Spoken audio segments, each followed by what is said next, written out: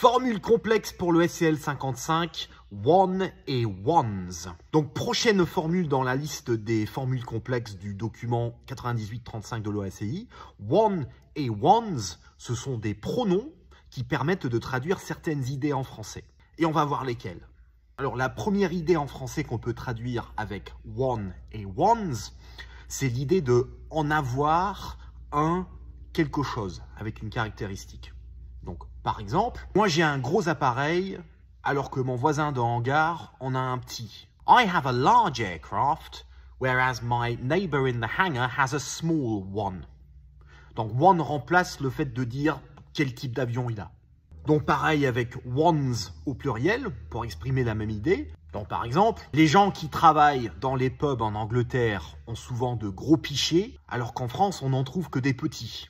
Bar staff in the UK normally have big jugs, whereas in France we only find small ones. Ensuite on a the one ou alors the ones pour traduire l'idée de celui, ce et celle. Donc par exemple, cet avion est beaucoup plus rapide que celui que je pilote habituellement. This aeroplane is much faster than the one I normally fly. Donc the one qui remplace celui. Ou sinon au pluriel, pareil, sauf qu'on fait avec ones. Ces écrous sont beaucoup plus petits que ceux auxquels je suis habitué. These nuts are much smaller than the ones I am used to. Après, on a l'utilisation de one pour indiquer quelque chose, ou indiquer des choses. Alors, quand on parle d'indication, il est très important de comprendre la notion de ce qu'on indique de près et ce qu'on indique de loin. Donc, quand on indique quelque chose de près, c'est de l'anglais un peu de base, on part toujours de this. Et quand on indique quelque chose de loin, on parle de that. Et quand c'est au pluriel, these et those. Donc, de l'anglais un peu classique des bancs de l'école, mais on peut combiner ces mots-là avec one et ones. Donc je peux dire par exemple, this bolt is much bigger than that bolt. Ou sinon remplacer en disant, this one is bigger than that one. Et de la même manière, si on avait deux de chaque côté de la pièce, these bolts are much bigger than those bolts. Ou alors, these ones are much bigger than those ones. Après, une chose importante aussi, c'est de comprendre quand est-ce que le mot one peut être facultatif. Donc, en bon anglais, on devrait utiliser one dans toutes ces phrases-là. Sauf que dans certains cas, notamment à l'oral, on peut laisser tomber le one.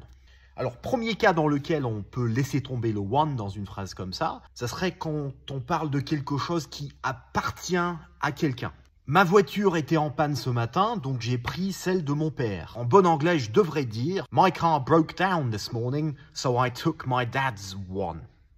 Mais en réalité, en anglais plus courant, on aurait plus tendance à dire juste « My car broke down this morning, so I took my dad's ». Donc dans une phrase comme ça, le one est facultatif. Alors l'autre cas dans lequel on peut laisser tomber le one, c'est avec own. Donc pour dire propre, mon propre quelque chose.